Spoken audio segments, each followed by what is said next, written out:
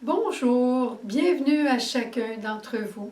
Il sera question d'humilité aujourd'hui. Je ne sais pas si ça va te concerner, mais en tout cas, ça nous concerne chez nous.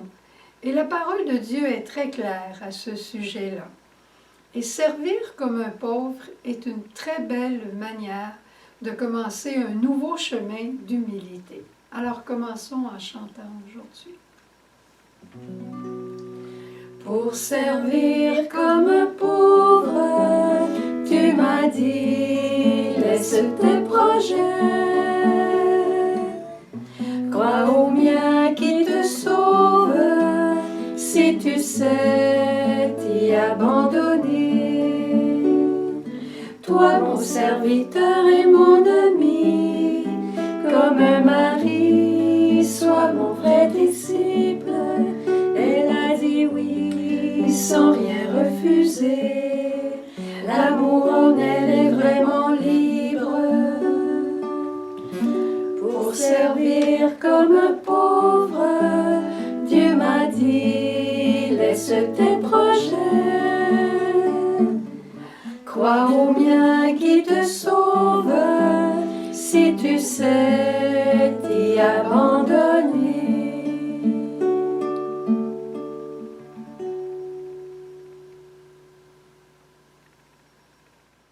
Rebonjour. Dans la première lecture aujourd'hui, il est question, c'est notre ami Isaïe à qui le Seigneur parle. Puis, à un moment donné, il dit « Le ciseau se glorifie-t-il aux dépens de celui qui s'en sert pour tailler? La scie va-t-elle s'enfler d'orgueil aux dépens de celui qui la tient?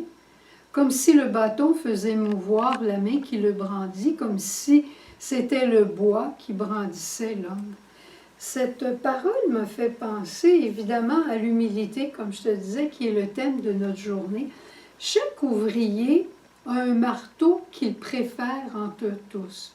Il va avec le poids, il va avec sa main, il va avec la configuration de son être de travailleur, je dirais.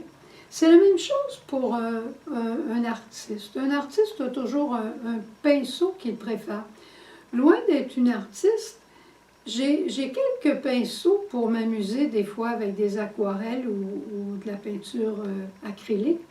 Mais j'ai ce petit pinceau là, que je préfère entre tous. On dirait qu'il travaille très bien dans mes mains. Puis quand je demande de faire une petite ligne, il la fait. Puis quand je demande de faire une plus grosse ligne, il la fait. Il fait exactement ce que je veux. Puis je l'aime beaucoup. Puis j'en ai d'autres de meilleure qualité probablement. Mais celui-ci, je le préfère entre tous. Pourquoi? Parce qu'avec celui-ci, je réalise ce que je veux. C'est ça que le Seigneur nous invite à être en ses mains un petit pinceau dont il peut se servir librement. Et c'est là qu'on voit comment, quand j'ai fini de faire mon dessin, le pinceau ne va jamais dire « As-tu vu le beau dessin qu'on a fait? » Ça nous fait dire une chose que Sœur Jeanne répète souvent, l'orgueil, c'est fou. C'est vraiment fou, et plus que ça, ça conduit à la folie. Dieu aime et glorifie les humbles. Et tu sais qui il aime particulièrement? Tu as bien deviné. Il s'agit de la Vierge Marie.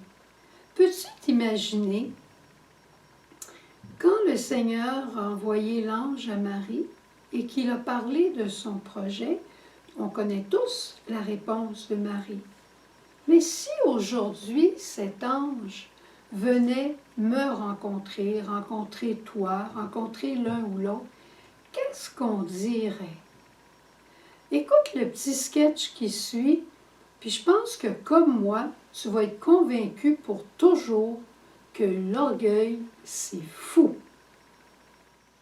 Je crois que je suis très contente, très honorée d'avoir été choisie dans le plan de salut du Seigneur, mais j'aurais une bonne idée à suggérer au Seigneur, puisque je vais me marier dans 6 mois, là.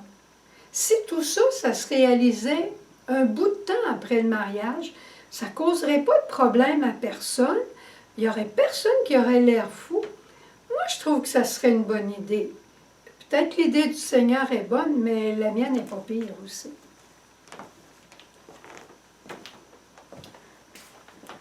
Non, mais c'est pas vrai. L'ange Gabriel veut venir me rencontrer. Mais j'ai pas le temps. J'ai pas le temps de l'écouter. Ah, non, j'ai pas le temps. J'ai pas le temps.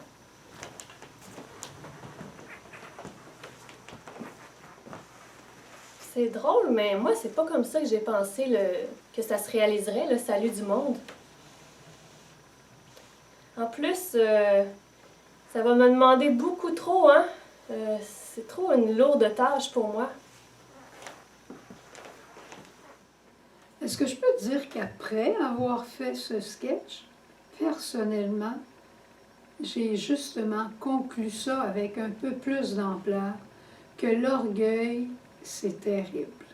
C'est terrible de dire à Dieu, tu as un projet, mais moi aussi j'en ai un. J'ai pas le temps d'écouter le tien. C'est pas comme ça que j'avais prévu le tien. Puis ça nous arrive dans le quotidien de nos journées de réagir comme ça. J'avais pas prévu cet événement-là. Il vient me déranger. Tu viens me déranger, Seigneur. Tu as tel projet, tu me demandes telle chose, mais moi je voudrais autre chose, Seigneur. Réalises-tu comment? C'est fou.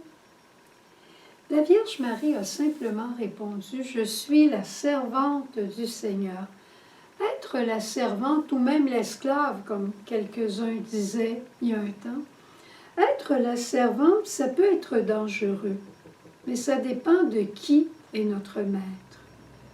Être la servante ou l'esclave de l'argent, du sexe, de l'alcool, de la nourriture, d'un homme, d'une femme, d'une passion quelconque, c'est très dangereux.